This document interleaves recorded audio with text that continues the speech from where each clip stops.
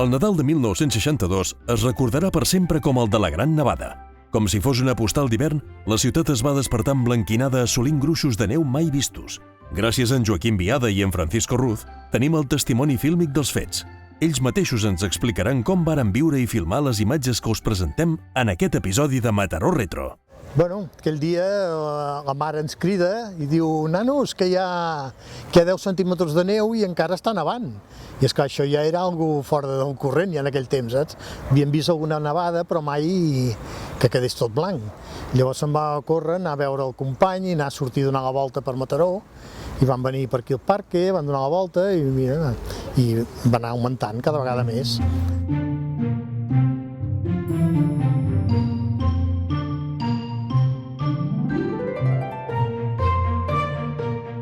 Ens vam llevar, algo que no s'havia vist mai, la gran nevada que queia, i llavors en Joaquim, tot de pas, des de casa seva, em va venir a buscar, que jo vivia aquí al camí de la Geganta, i vam venir cap al parc, sí.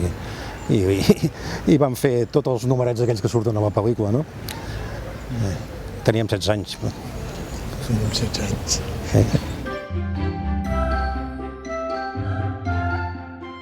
Llavors, al venir el meu amic Villegas, en Manel, resulta que tenia jo una pel·lícula a casa, perquè tenir una pel·lícula a casa no era massa corrents aquell temps.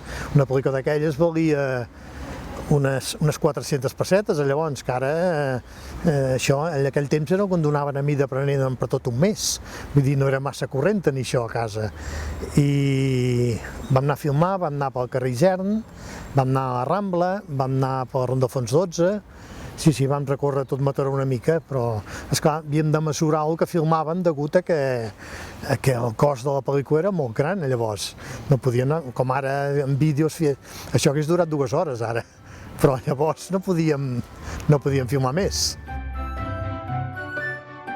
Se'm veu a mi, a la plaça Santana, quan està nevant a tope, i també unes altres imatges surto traient la neu d'un cotxe que està completament colgat, que no es veu ni el tipus de cotxe que és ni la marca.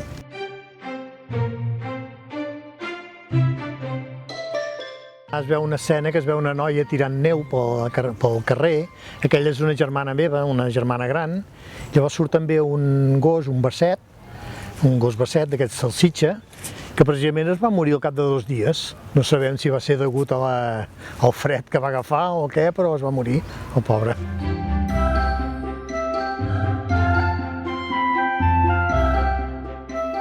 Se'm veu a mi a casa del company Carles, que també surt a la pel·lícula, el dels revolcons, que trenca una estalactita que hi havia allà immensa, no?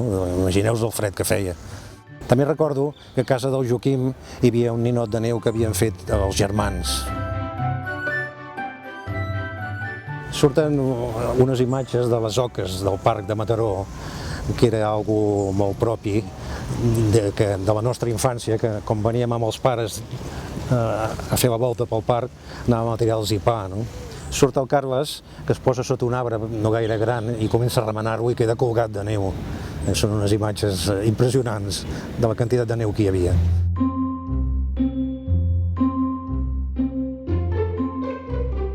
Mira, te'n recordes com estàvem aquí, que això hi havia un gruix així de neu i l'anàvem tirant avall? Sí, va ser massa.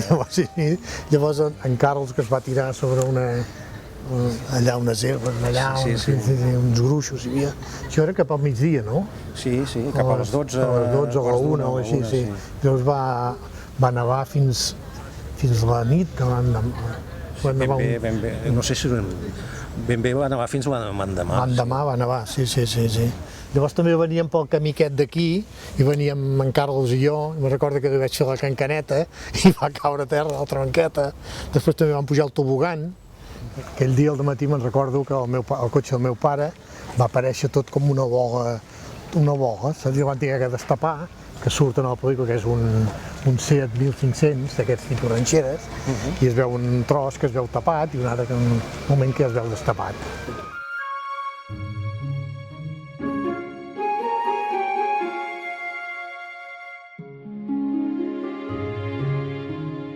Doncs vaig sortir de la botiga, vaig anar a casa en Terradellas, que estava al costat de Can Boter, se'n recorda el carrer Barcelona? Doncs molt bé. I allí veig que cauen unes volves de neu.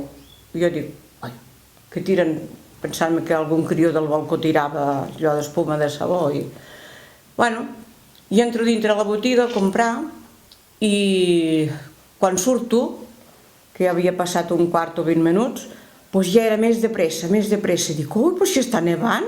I l'endemà, quan ens vam llevar, estava tot nevat, amb una il·lusió enorme. I llavors pugem a dalt al terrat, que hi ha el terrat del carrer Barcelona, i llavors vèiem que tots els terrats estaven...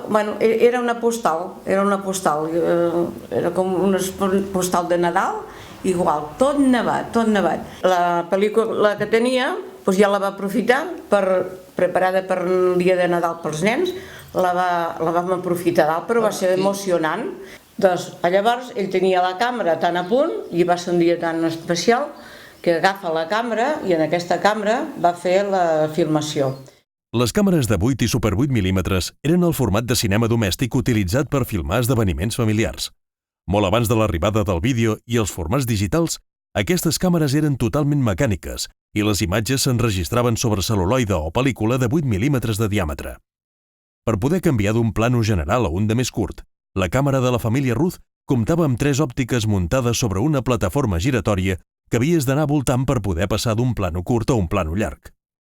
Actualment, les càmeres i els dispositius de captura d'imatge incorporen el popular zoom, que ens permet apropar-nos o allunyar-nos sobre la persona o objecte que estem gravant sense la necessitat de canviar d'òptiques.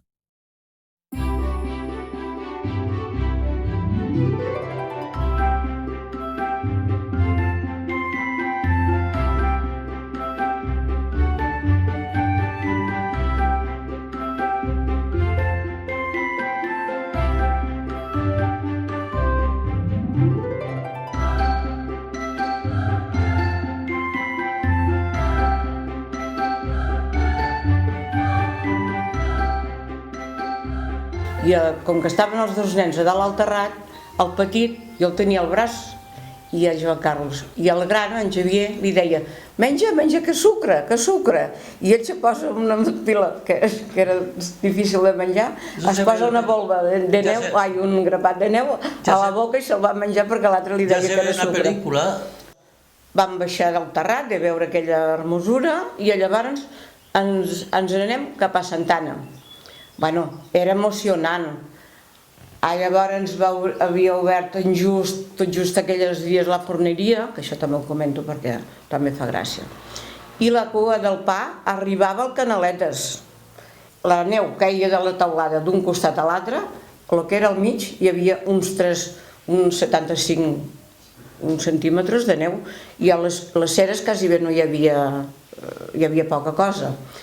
Però vam sortir a Santa Anna i allò era una alfombra, tot, i es veia la tómbola, com sembla que surt bé a la pel·lícula, tota també plena de neu, les farolillos que van fer unes espelmes, en aquell moment estaven tots trencats i per a terra del vent, però Santa Anna era un paisatge desconegut per complet, era una passada. Què és el que va haver? Que va haver moltes cames trencades, va haver problemes, va ser un goig per Mataró veure's tot això. I la gent gran presumia que feia, no sé, molts anys, no sé dir ara quants, podia ser cap a 25 o 30 anys, que era l'última nevada que havia hagut. Mataró era desconegut i hi havia unes espelmes grosses, així, adornant com tota la riera de Nadal, que estava... És que era una passada veure tot el conjunt de les adornos com havien quedat. Una cosa molt curiosa és que al passar també per davant del cine estaven fent la pel·lícula molt divertida, Susana Slay. Vam baixar per Santa Anna, la baixada de Santa Anna Vall. Un altre espectacle és que quan arribem a la carretera era impressionant, era maquíssim, estàvem a un altre món, i es veien, hi havia un tren de càrregues allí a l'estació, que sí que estava carregat, però era de neu, només es veien les rodes perquè sobresurt el vagó. Ja se ve, sí. Una setmana després de la nevada, doncs ens vam trobar que el parc era també una passada de preciositat. Doncs ja portàvem abrics de colors, ja portàvem d'això per filmar la pel·lícula. Llavors aquesta pel·lícula està filmada a trossos pel meu marit i una servidora també. Primero arriba, en aquel Estanque. estanque aquel. Y entonces bajé abajo y tú viniste, yo que le tiraba la Sí, pues tiràveu gel, esclar, que és el més lògic en dia, tirar boles de neu. Y entonces sale el Javier. Oh. Sí. Javier expulsant-se les mans que les tenia més que fredes. Vale. Doncs mira, ja fa 50 anys, que et sembla això? Una nevada d'aquelles ja no els tornarà a veure. 50 anys. Ens fem grans. Ja fem comentaris de fa 50 anys, allò que se'ls diuen els grans. Te'n recordes d'allò que va passar? Batallites. Sí. Bueno.